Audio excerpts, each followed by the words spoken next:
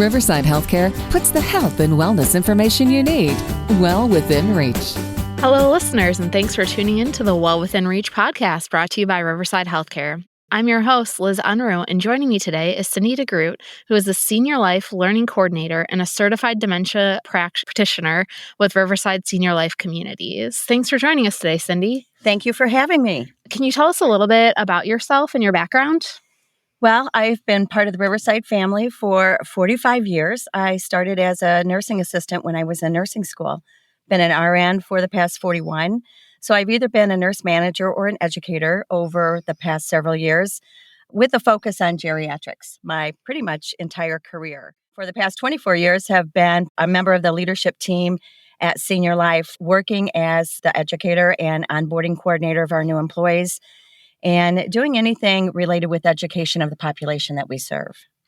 Wow, Cindy, you have a really great experience in your background. You've been here at Riverside for a long time, and you've been working with our Senior Life communities for a while here. Can you talk a little bit about our topic here? We're going to be talking about the longest day, about Alzheimer's. Can you talk a little bit about what Alzheimer's is specifically? I know people just say dementia, and they're like, oh, that's Alzheimer's, but that's not the case, is it? No, that's not the case. Alzheimer's and dementia are not the same thing. A lot of times they do get confused. When you look at dementia is a group of symptoms, and there are some classic ones. You know, we always talk about the 10 warning signs or the 10 major symptoms that kind of classify as somebody starts to experience memory problems. And it can be things that just affect your everyday living that make it difficult for you to complete tasks.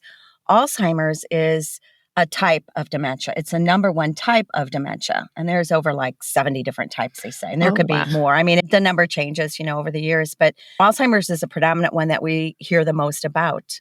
I think over like 6 million people are affected and diagnosed with it. Wow, that's a lot of people. And I know that always seems to be the thing that people are like, oh, dementia, Alzheimer's, but there's so many types that it could be.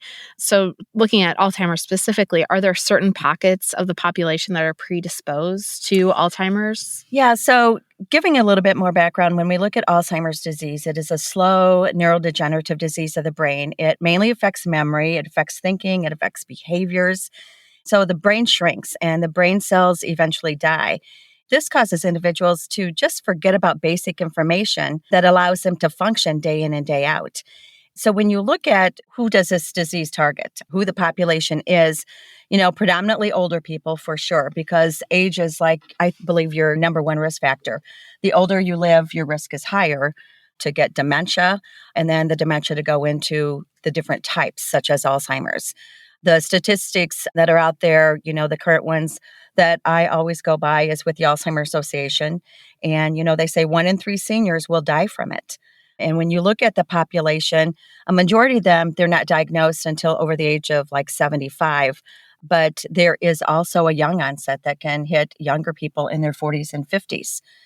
But a few other risk factors might be, women are diagnosed more than men. I think we look at the number of women that are living compared to men, and those numbers, women have the upper edge on that one, unfortunately.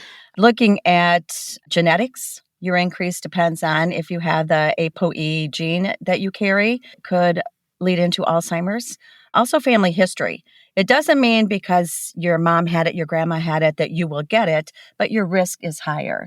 That's really interesting. So there are certain reasons why someone might be predisposed to Alzheimer's, like the gender, your family history, and all of that.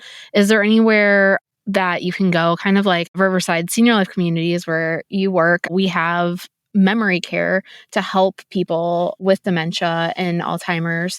How can somewhere like Riverside help? Yeah, it's a great question. I think the biggest thing to know is what your supports and resources are in our community.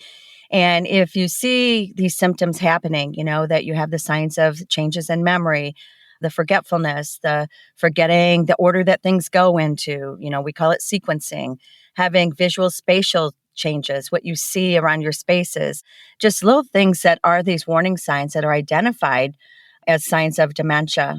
Seek help. Go to your primary care physician, start to do follow-ups, because sometimes you may think, oh my gosh, my dad's he has Alzheimer's, when in the same case, it could be like something medical going on. It could be something as simple as a urinary tract infection that Wow. causes kind of some of the same symptoms of dementia. Or maybe they started on a new medication and it could be a reaction with the medication. So it could be multiple different things. They call those like reversible, irreversible dementias. So it's important to get it checked out.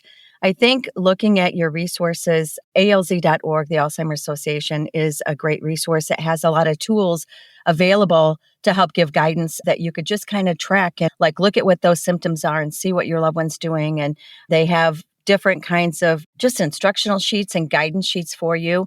They have free educational programs as well that we refer people to all the time. And in addition to memory care at Senior Life, when we look at Riverside, we have our memory center. You start with your primary care physician and then they may refer you to the memory center when we look at those that are expert in the neurosciences. And we have a comprehensive collaborative approach team at Riverside when we look at our board certified neurologists, our neuropsychologists, the dedicated staff that will help with that evaluation, workup, and testing, a lot of cognitive testing, just to try to hone in and see what is exactly going on with their loved one.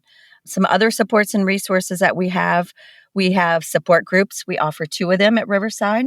Senior Life, 2 a month, and one is at our Westwood or Kankakee campus, and one is at our Bourbonnais campus. Some people come to both of them. They just want to get their questions answered. They just want to hear what other people are going through. We also partner with a lot of different community partners and offer community education programming. And one of those currently we have going on is with the KCC's Lifelong Learning Institute. And they offer free programming. Most of it's free for people that are 50 years and older in the community. And that's your target population for caregivers of these loved ones experiencing the disease process. And so we have had multiple, I think we had a total of 7 scheduled from April to August with that offering. We have community education programs that we offer through Senior Life currently going on. And we have, different community churches. They call and say, we want to do something for our congregation and open up our doors to the community. So we've had community program and series going on with education through local churches even. So there's a wide variety of options for getting educated. And you can always call if you're interested and thinking you've done all those steps, you've been on that path, and you think you may need some help or that memory care may be the place where your loved one's next step will be, you can always call our Senior Life communities and ask for our sales and marketing team and just request a tour to sit down and talk with them and ask them, the questions that, you may have about what we have to offer. Anytime you can call and ask for our social worker, myself, the educator. We are there to listen. We're there to help guide and direct and provide supports and resources just to ensure and just help support the people on this journey that they don't have to do it alone. Yeah, that's a lot of great information. It sounds like if anyone has any questions, definitely reach out. And we're going to stop for a short break here. Riverside Senior Life Communities is dedicated to creating a flourishing lifestyle around your story, a lifestyle inspired by your life's remarkable journey. Memory care at Westwood and Bourbonnais Grove is all about being free of worry. We offer an unparalleled level of individualized care, impeccable service, personalized programs, and around-the-clock security. Resident lifestyles are elevated and enhanced for the better. To learn more about memory care at Riverside Senior Life Communities or to schedule a tour, visit riversideseniorlife.org. And we're back. So you mentioned some of the partnerships and organizations that we partner with that specialize in Alzheimer's care. Are there any others in the area that people could use as a resource? I think the Alzheimer's Association is the go-to organization. They have on their website, alz.org, many, many resources. They have available a 24/7 helpline with live master's prepared educators ready to answer questions for families. Our support group facilitators have been trained through the Alzheimer's Association. We have been a sponsor of the annual Walk to End Alzheimer's every year. That's coming up in September again. And they are the leaders, one of the strong leaders when we look at education, supports, resources, research being done that we are closely connected with. Yeah, I think that's one that is huge and you definitely see out in the community and on social media. They do post a lot of good information. So like you said, there's the Walk to End Alzheimer's, but also in June, the Alzheimer's Association celebrates the longest day. So the longest day is, June 21st, it's the longest day of the calendar year because of how long the sun is up that day. Can you tell us a little bit about the purpose of celebrating that day? Yeah, again, this is another annual fundraiser from the Alzheimer Association. And when you think about the day with most light, we call it the summer solstice. And this is where thousands of participants from across the world, they come together really to focus on fighting the darkness of Alzheimer's. So it's kind of become tradition through the support of encouraging families and organizations, businesses, students, clubs, whoever it might be, to just join together and really help provide some kind of education, increasing awareness of what this disease is, focusing on brain health for younger people when we look at lifestyles. And together they use their creativity, their passion to just do those fun, brain healthy activities from sunrise to sunset. Yeah, it sounds like it would be a really fun way to celebrate this. So you mentioned some activities that people do. Can you give some examples of the celebrations that people participate in? Yeah, there are many. Most of them, they will focus on your dimensions of wellness. So when you think about exercise, so you will have special walks. You may have take your dog on a walk to the park and everybody meets there and gathers together and walking their dogs and animals. And they may do anything connected with music. Music therapy is huge and beneficial for those living with Alzheimer's and taps into our long-term memory and it chimes in with reminiscing, which our long-term memory is that strong memory. And so music is just that tie and the one part of the brain that really isn't affected by this disease. So it's something that everybody can enjoy and be a part of. So they may have special guest musicians or singers or having sing-alongs. They may have brain stimulating games, anything to do with art therapy, just having fun, relaxing, being creative, that can focus on just the joys of life and just really giving that individual that's living with the disease, plus everyone that's supporting them, just have some social time together for our emotional health and well-being.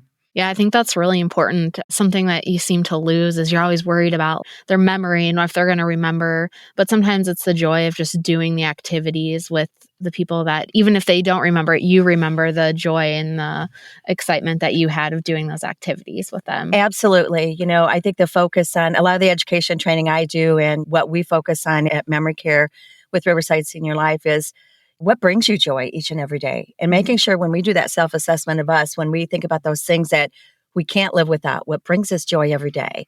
I think the things that are always said, my family, my kids, my grandkids. Some people have to have that cup of coffee every day, the smell of fresh cut grass. And those things are just as important to our loved ones living with dementia-related diseases. And so we have to get to know them and what's important to them and still bring those moments of joy with them each and every day for everybody involved. Yeah, for sure.